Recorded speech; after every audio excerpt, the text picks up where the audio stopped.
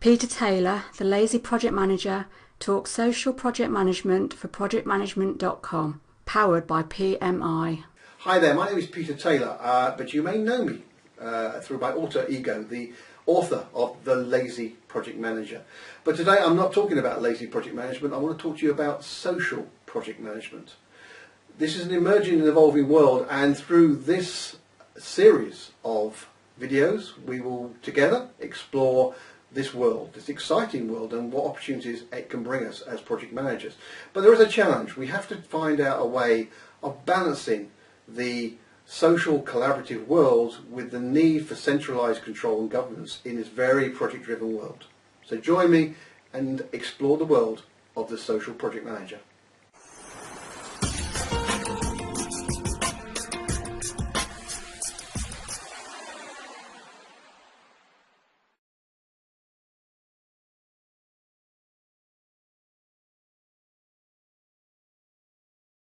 So think of it like this. This is the way I describe this kind of world.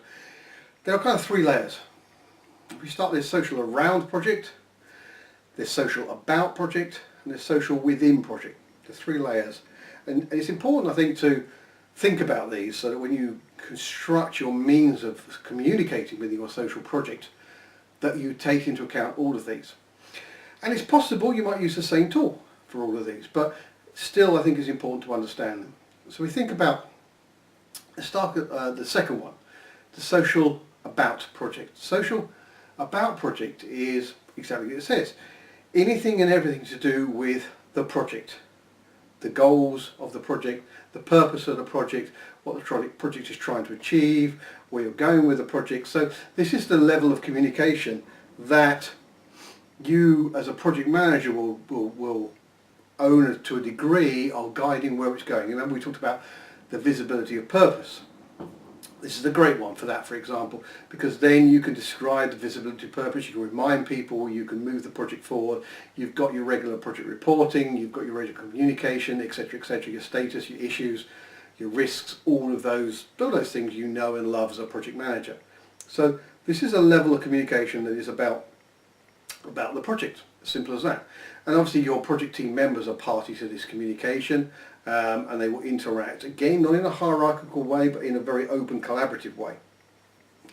Then you've got kind of what I talk about is kind of communication within project, and this kind of drops to a kind of granular level. So you know, as a project manager you cannot possibly be involved in everything that's going on, every piece of communication, and nor should you want to be, in all honesty. So there will be members of your team that will communicate with each other. There might be a specific subgroup or sub-project activity, it might be a particular team, it might be a particular group of people, it might be people focused on a particular challenge right now that they're trying to overcome. And there'll be all this conversation going on at this level. Now in the social world you can certainly organise it so you can get sort of updates from this, so you can dip in and out and have a look at it, but you don't specifically need to be involved in the detail. You've got to have this, again we talked about it, you've got to have this trust, this leap of faith again of sharing with the project team that they are responsible people. You've shown them a way, you've shown them where the project's trying to go, the visibility of purpose. Now it's a matter of let's move forward, and you communicate as you need to communicate with whoever you need to communicate.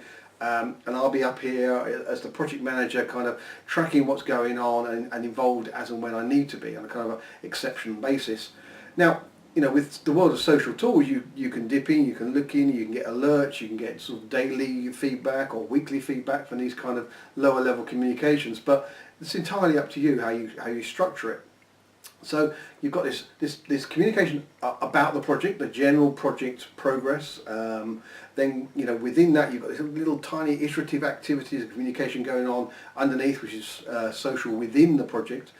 And then finally you've got social around the project, and this is an interesting one because it's kind of a mixture of promotion of what the project's about, but also recognising that people are people, and therefore we love to talk, we love to communicate, we love to gossip, we love to share, we love to talk about stuff, whether that be, you know, what was in the papers today, on the news, on the radio in the car on the way in, what was on television last night, a recent film you saw at the weekend, a party that's coming up, or what doesn't really matter.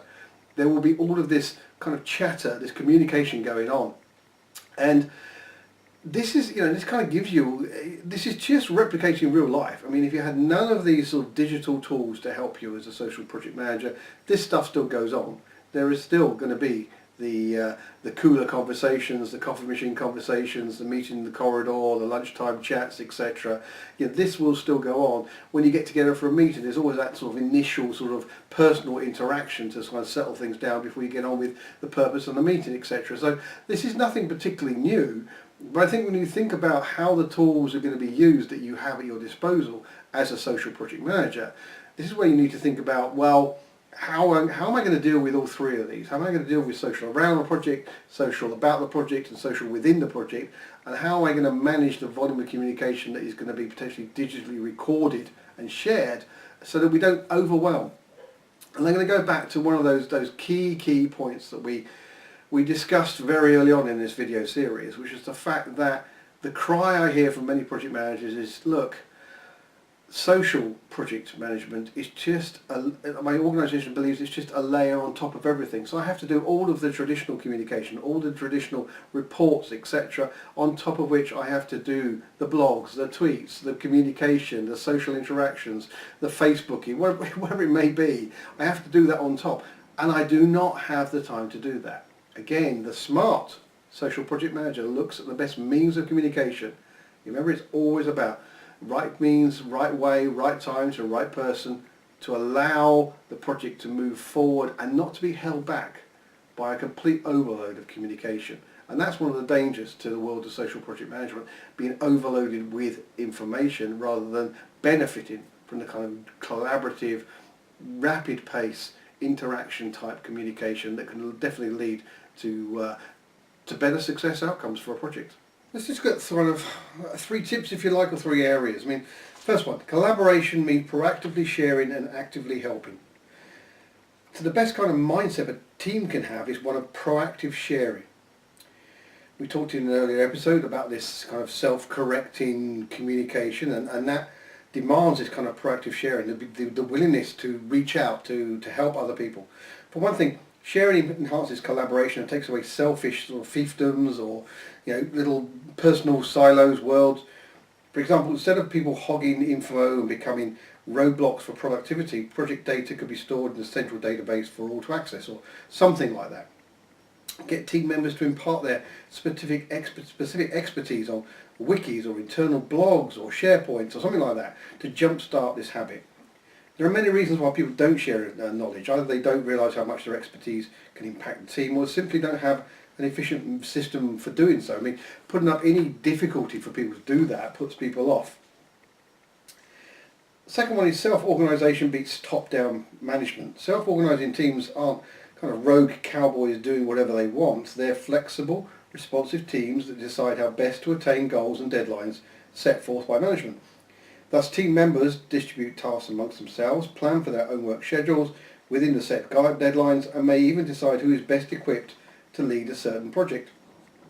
I mean, the goal of self-organisation is to encourage self-actualisation of the team members, to bring out their sense of ownership of the project and their decisions. Studies have shown that if you decide on your own task load, you will feel more responsible for your work and usually even more motivated to execute at your highest standards. And the third one is constant communication beats guessing. There's no substitute for proactive communication.